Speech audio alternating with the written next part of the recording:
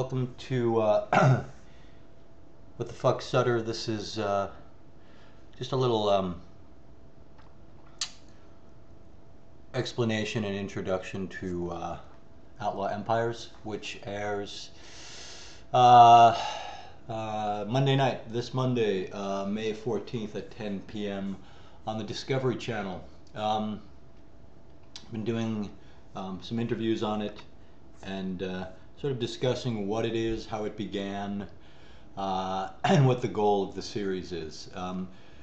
It started out, I was actually pitching another series, or a different idea, that was more of a, my original idea was more of a Rashomon approach to telling the story of an infamous or a high-profile crime, where we hear the criminal's point of view of what happened, and then the law enforcement point of view of what happened, and then ultimately putting these two men or women into a room after so many years, and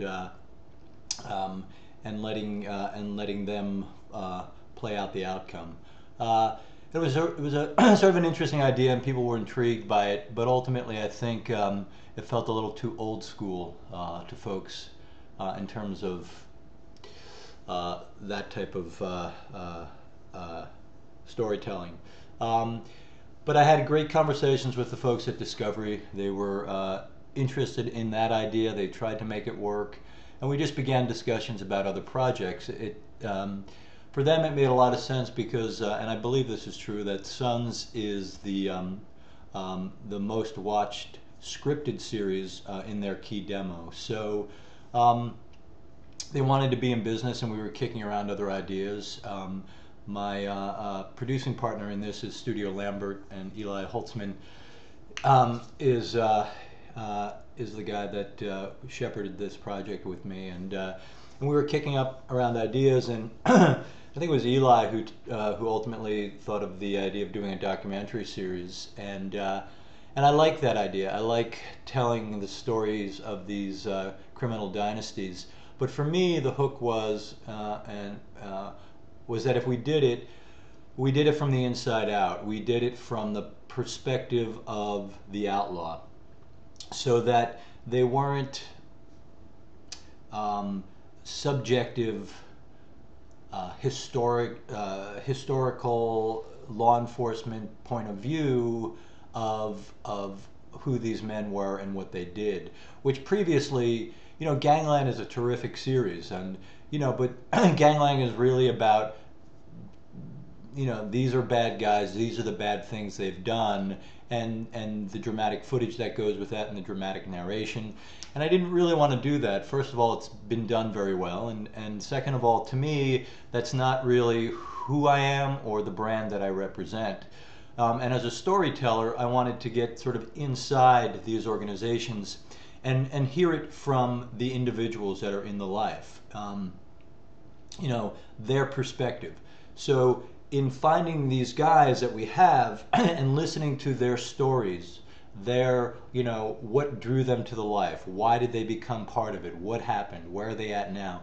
In listening to their stories, we're then able to take a step back and in context look at what was happening to the organization the way it was. So our first episode that airs Monday is on the Crips, and Krishan Scott is just this fascinating guy with this really compelling, somewhat unbelievable story. And through Krishan's arc within the Crips, you're able to sort of take a step back and go, okay, that was happening with Krishan at that time, and it was as a result of all the things out here that were happening with the Crips. So what the attempt of the show is to then, through an individual personal story, retell the bigger story of the mythology of the organization, not unlike we do on Sons. And that's the hook for me, is that with Sons of Anarchy, and you can argue whether or not this is a good thing, but I believe that we've hung a human face on the stereotype of outlaw motorcycle clubs, meaning that up until then, I think there was a certain perception, either through media, through movies, through various sources of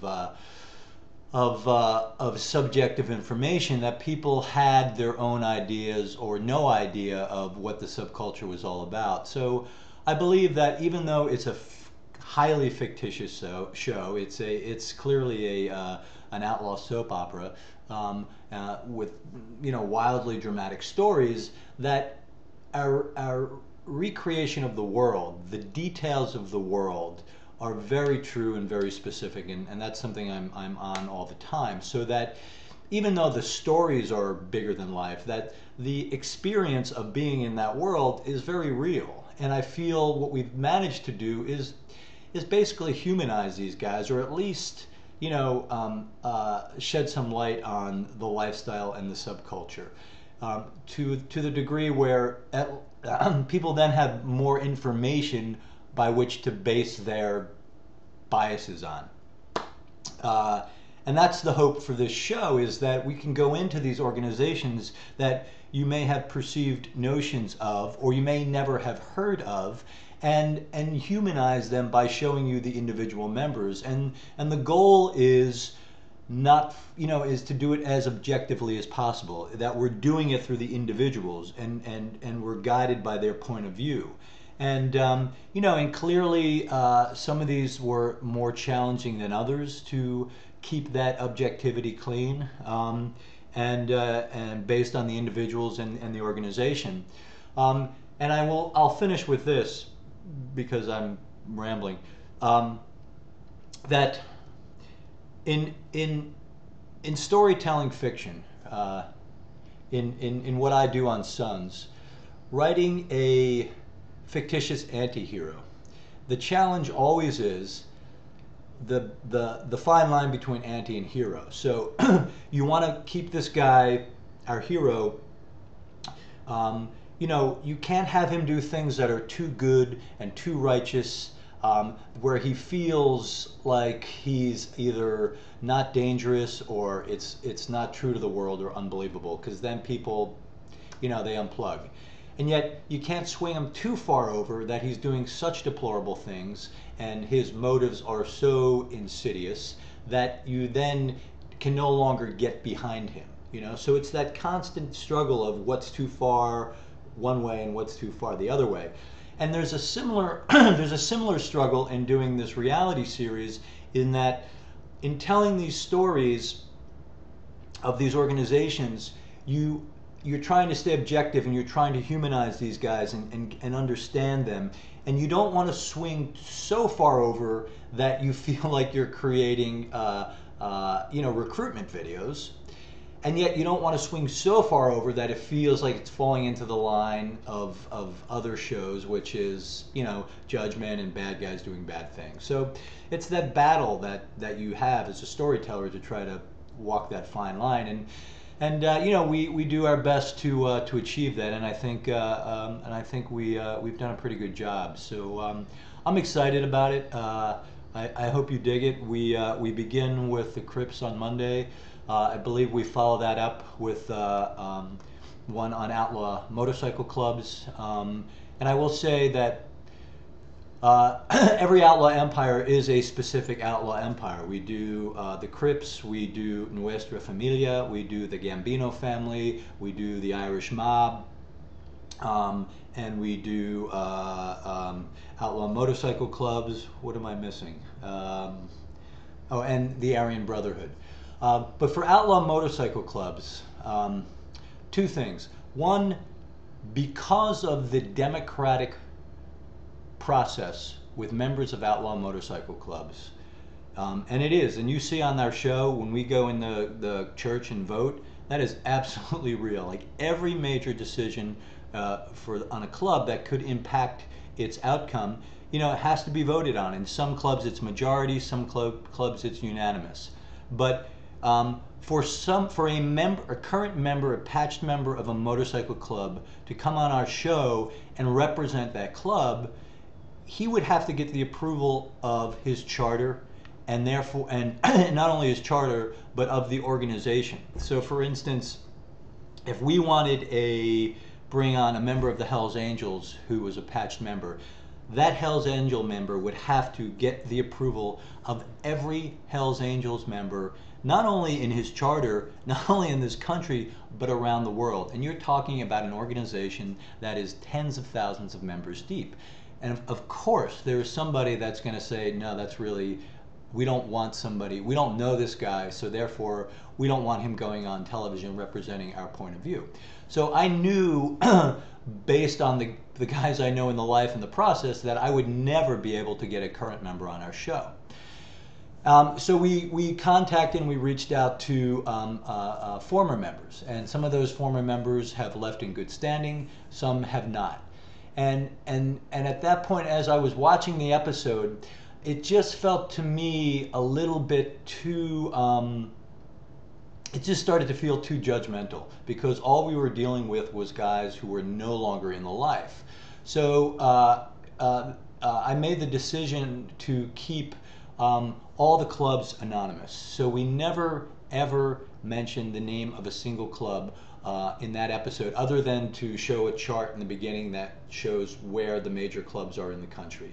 But there's no reference to any of the guys talking in terms of what club they were in and who they had interactions with.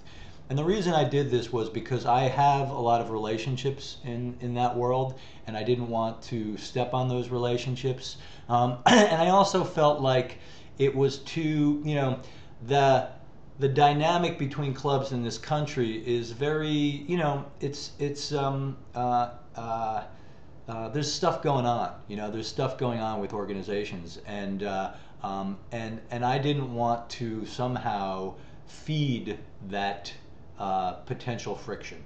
So, and even though our stories that we're telling are happened years and years ago, I really wanted to try to remove that. So the Outlaw Motorcycle Club one is a much more generic outlaw empire, and we don't mention specific names of organizations.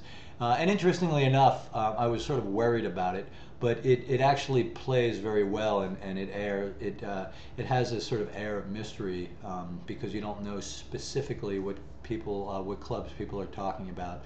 But we really, in that episode, I think we capture the life. We capture the idea of what drew these men to the life, why did they join, what happened, and currently where they are at. But the other episodes are very specific in terms of the organization, and you know, and I think we try to do a pretty good job or we do a good job at telling those stories. So I hope you dig it. Monday nights, Discovery Channel, 10 p.m., and we do 6 of them, and they will air consecutively.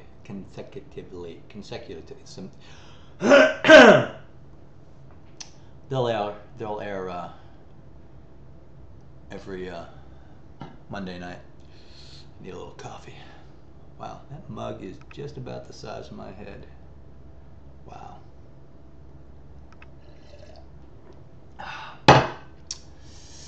Enjoy.